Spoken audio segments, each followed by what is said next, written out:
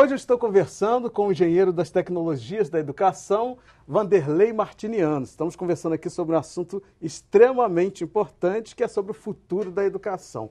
Vanderlei, para a gente começar agora a retornar o nosso papo, eu quero dar um corte racial nessa discussão, e aí eu queria que você assistisse isso aqui.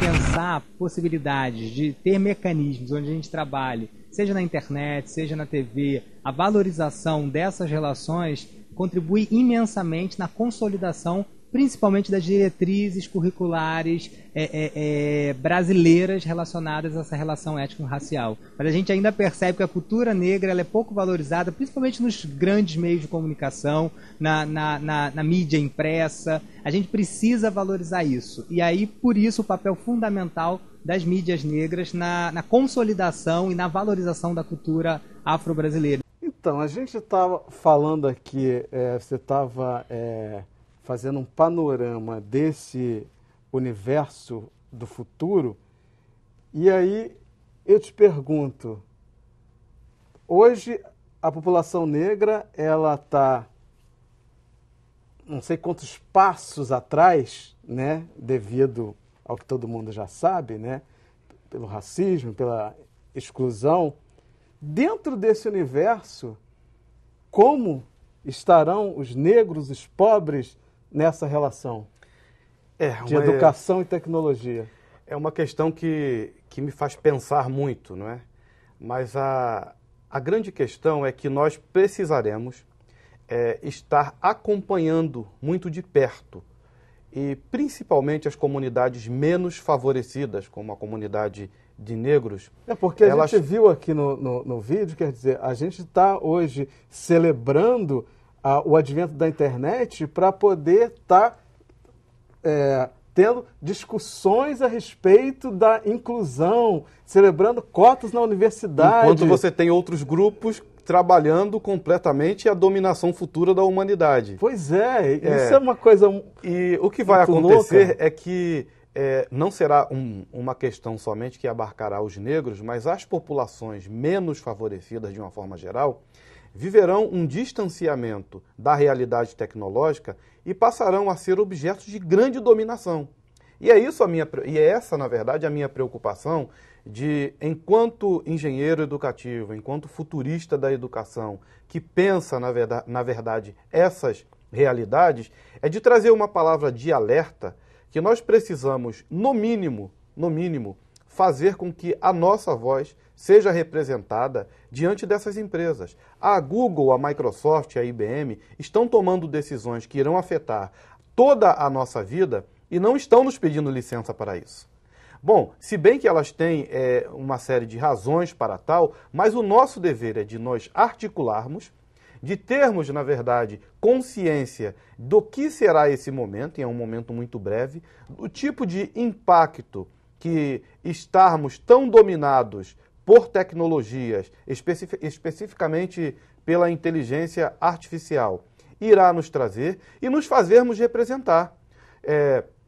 Seja nas casas representativas, como a Alerj, como elegendo no mercado, elegendo deputados, mas que nós não venhamos a ser massa de manobra da própria tecnologia, para que não venhamos sucumbir pela tecnologia. Então, quando você fala isso, é assustador, porque quando a gente imagina que a gente está avançando, né, nós, enquanto comunidade negra, enquanto povos historicamente discriminados, quando a gente imagina que a gente está avançando, você está me dizendo exatamente o contrário. Você está me dizendo que o futuro,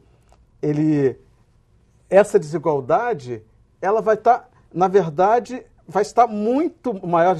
Nós estaremos, na verdade, muito mais distante dessa igualdade que hoje a gente acha que a gente está caminhando para ela. É verdade. É uma história muito mais complicada do que nós possamos explanar aqui no tempo que nós temos, mas a tecnologia, ela pode ser efetivamente a redentora do homem e da sociedade. Eu ainda creio que em determinados momentos a tecnologia venha a organizar, não é, diversas sociedades, como a nossa tendência, queiramos nós entender ou não, é em prol de uma globalização, mas nós não podemos deixar de compreender que a participação efetiva de toda a sociedade, ela é fundamental para que haja equilíbrio e para que haja igualdade. E especificamente, né, o tema, a parte que você abordou, da participação de negros, da comunidade, eu acho, e é o que eu vejo, que de uma forma geral há esse distanciamento. Me parece que a comunidade ainda está com questionamentos muito aquém, com questionamentos que estão bem atrás dos reais questionamentos que nós deveríamos ter e dos posicionamentos que devemos ter para sermos também atores do nosso próprio futuro, da nossa própria sociedade. E há quem aposte que o futuro será um futuro de abundância, mas se nós não... Abundância para quem? De abundância para uma própria minoria, é óbvio. Se nós não tomarmos as iniciativas, se as escolas não vierem a se preparar. Porque, a bem da verdade, Ricardo, a escola que nós temos hoje, eu vou dizer uma coisa meio chocante aqui, ela não se presta a praticamente nada para o que nós vamos precisar para o futuro tecnologizado. As profissões que nós vamos ter, como nós já mencionamos anteriormente, a profissão do professor tendendo a passar por uma séria modificação, e diversas outras profissões, como motorista de táxi, é uma profissão que tende ao desaparecimento. A profissão de enfermeiro é uma profissão que tende ao desaparecimento. E isso não é uma questão que eu estou falando aqui e que eu aprove essas questões. É o movimento da tecnologia que nos leva a isso. Tá apontando o próprio Bill Gates já fez uma declaração que é pública na internet, que até 2030 nós teremos as enfermeiras substituídas por androides, por robôs. E isso será uma realidade. O Ray Kurzweil, que é o engenheiro-chefe da Google, ele diz que em 2045 nós teremos a integração total do homem com a máquina. É a chamada teoria da singularidade. Então, são questões em que homens que detêm muito poder concentrado, detêm capital para isso, estão investindo todas as suas moedas para isso, e eles não estão brincando. Enquanto pulamos o carnaval, enquanto estamos fazendo uma série de outras questões... Enquanto estamos nos expondo no Facebook... Nos expondo no Facebook... Vou te mostrar um vídeo aqui, que eu acho que vai ser bem bacana para esse papo.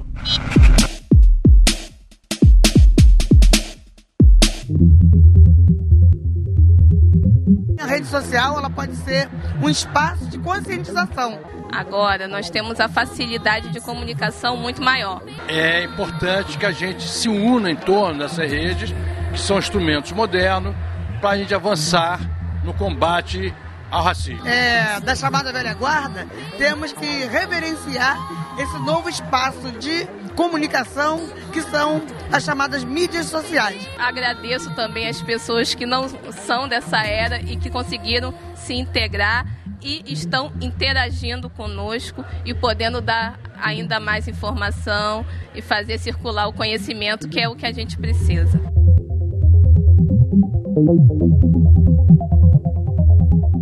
A coisa não é tão inocente assim. Não, a coisa não é tão inocente, na verdade. O que ocorre é que o homem cria a tecnologia e a tecnologia, de certa forma, recria um novo homem.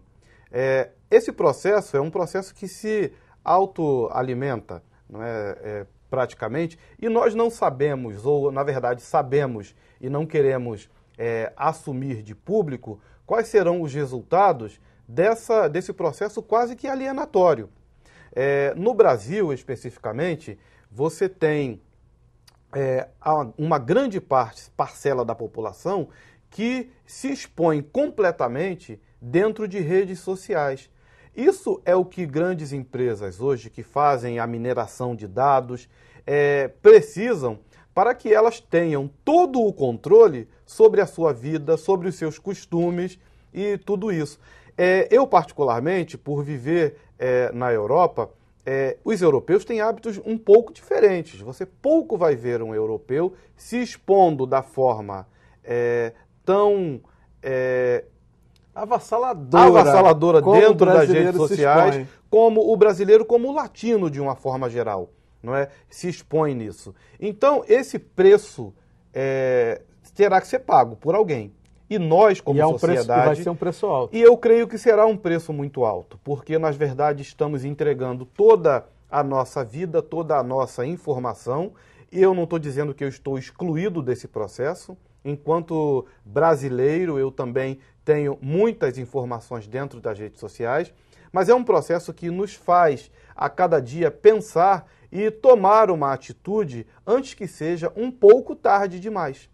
Agora, a tecnologia e a educação, elas de toda forma, elas precisam, na verdade, ser as grandes mentoras, digamos assim, dessa nova sociedade que esperamos. Nós sabemos que a sociedade será basicamente regida por tecnologia, que a tecnologia será muito barata e disponível a quase todas as pessoas. Nós teremos computadores extremamente baratos, computadores que estarão integrados na lente de contato, nós teremos cérebros ou pessoas superdotadas. Eu vou lhe dar um exemplo, Ricardo. Os chineses, que não têm vamos dizer, esse conflito judaico-cristão que assola, de certa forma, a nossa sociedade, os chineses hoje estão fazendo um programa, isso também é disponível na internet, você pode verificar, sobre a superdotação humana.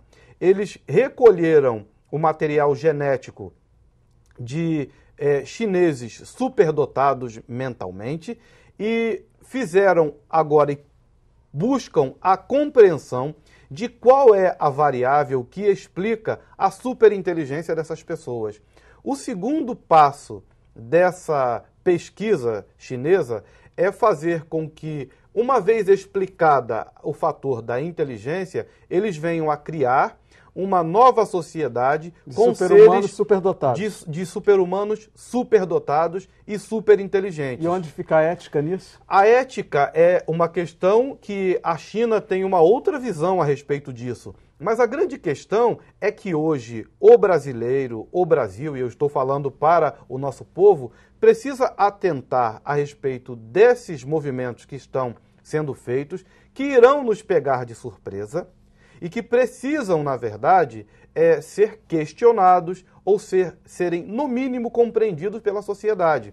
A educação que nós temos hoje, Ricardo, ela é uma educação exatamente equivalente ao que se tinha no século XVII, no século XVIII. Nada mudou.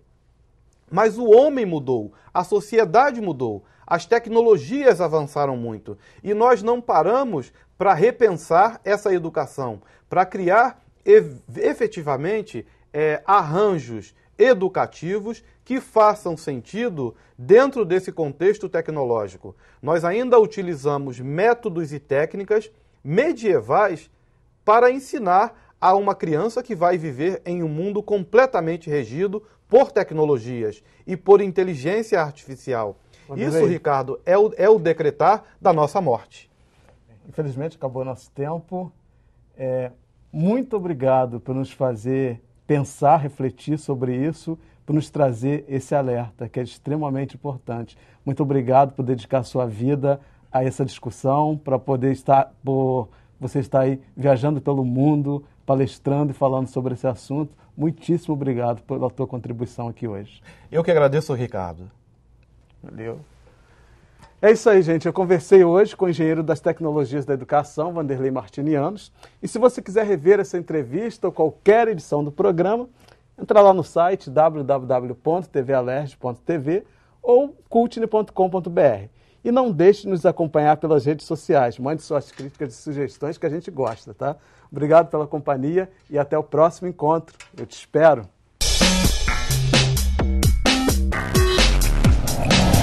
Como diziam os poetas, quem não faz parte da solução é parte do problema. Você quer ser parte do problema?